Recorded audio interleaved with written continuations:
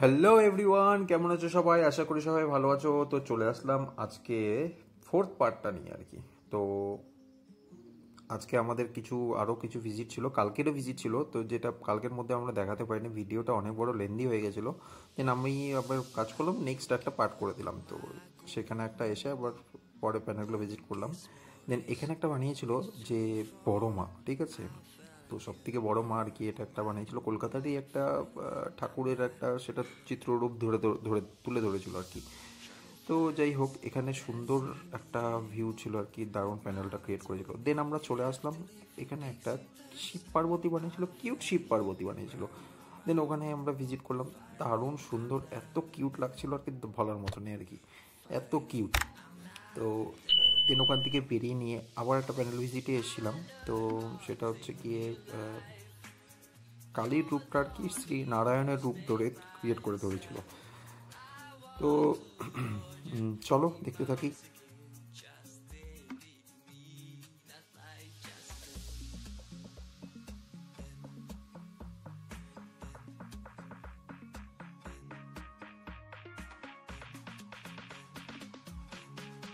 দেন আমরা ওখান থেকে বেরিয়ে নিয়ে চলে আসলাম এই প্যান্ডেল ভিজিটটাতে। তো এই প্যান্ডেলটা আগেও একবার ভিজিট হয়েছিল, সেটা দুর্গাপূজা কালী দুর্গাপূজাতে একবার ভিজিট করিয়েছিলাম। ব্লগে রয়েছে নবমীর পার্টটাতে। তো চাইনা হতে উমা, সেম থিম। তো এখানে ক্রিয়েট করে ধরেছে আর কি। তো চলো দেখতে থাকি ভেতরে। তো ভেতরে একটা দারুণ জিনিস, ইউনিক জিনিস নোটিস করেছি, সেটা হচ্ছে কি একটা সিলিকন ডল রয়েছে। তো এর আগে আমি অতটা নোটিস করিনি বাকি প্যানেলগুলোতে। এখানে সিলিকন ডলটা এমন সুন্দর লাগছে, মনে হচ্ছে যে রিয়েল মানুষ বসিয়ে রেখেছে, একটা রিয়েল বাচ্চা বসিয়ে রেখেছে। তো দারুণ একটা ইউনিক একটা জিনিস ছিল আর কি আমার জন্য আর কি। তো চলো দেখতে থাকি এভাবে এই প্যান্ডেলটা ভিজিটের পরে নেক্সট আরও কিছু প্যান্ডেল রয়েছে, সেই প্যান্ডেলগুলো ভিজিট করতে থাকি।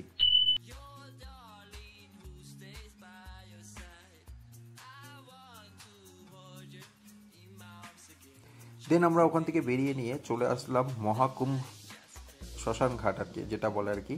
তো একটা থিম ধরেছিল, তো ভাই আবার ইন্টারনেট ম্যাপে সার্চ করে দেখেছে মহাকুম্ভ বলে একটা ইয়ে ছিল আর কি, প্যান্ডেল ছিল।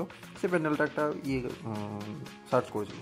দেন এখানে আসলাম, সেরকম একটা কোনো কিছু ইয়ে করেনি, জাস্ট তাও ভালো লাগছে। এখানে মহাকুম্ভের টোটাল সব কিছু জিনিস দেখানো হচ্ছে প্রজেক্টরে, ভালো লাগছে বেশ। দেন ওখান থেকে আমরা বেরিয়ে নিয়ে আমরা আরেকটা প্যান্ডেল ভিজিটে আসলাম, সেখানে দারুণ একটা থিম করেছিল। তো থিমটা কিসের উপরে করেছিল আবার ঠিক বুঝতে পারিনি। তো বেশ ভালো লাগছিল, আলাদা একটা সৌন্দর্য ক্রিয়েট করে ধরেছে, ভালো লাগছিল বেশ, অনেক বলার মতো নিয়ে আর কি। তো এখানে আমরা কিছুক্ষণ দাঁড়িয়ে নিয়ে ছবি টবি ক্লিক করে নিয়ে দেন আমরা ওখান থেকে আবার বেরিয়ে গেলাম।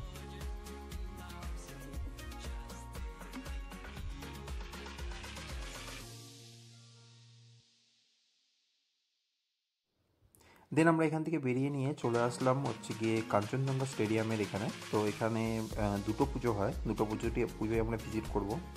তো এখানে প্যান্ডেলের থিমটা, বাইরের থিমটা ধরেছিল পাহাড়ের ভেতর দিয়ে আর কি ঢুকে নিয়ে এন্টার করে নিয়ে। তো যাই হোক, এখান থেকে ঢুকে নিয়ে তারপরে বুঝতে পারলাম যে থিমটা আসলে কিসের উপরে, যে কাঠের জিনিস যেগুলো দিয়ে তৈরি হয়, কাঠের জিনিস বলতে গেলে ওই যে এক ধরনের হয় না ঘোড়া, চাবি, সেগুলোর উপর দিয়ে ক্রিয়েট করে সেটার উপরে একটা থিম তুলে ধরেছিল, কাঠের জিনিসের উপর দিয়ে আর কি। বেশ ভালো একটা সুন্দর থিম ছিল আর কি।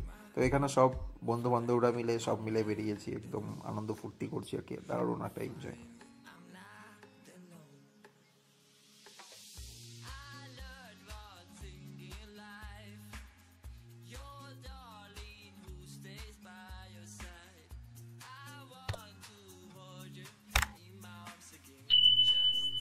দেন দেন আবার আমরা একটা নতুন ভিজিটে চলে আসলাম, লাস্ট ভিজিট, এরপর আর ভিজিট করছি না, অনেক লেট হয়ে গেছিলো যেহেতু। তো এখান থেকে আমরা বেরিয়ে যাওয়ার প্ল্যান করেছি। তো এখানে এখানে একটা প্যান্ডেল ছিল কাঞ্চনজঙ্ঘা স্টেডিয়ামেরই।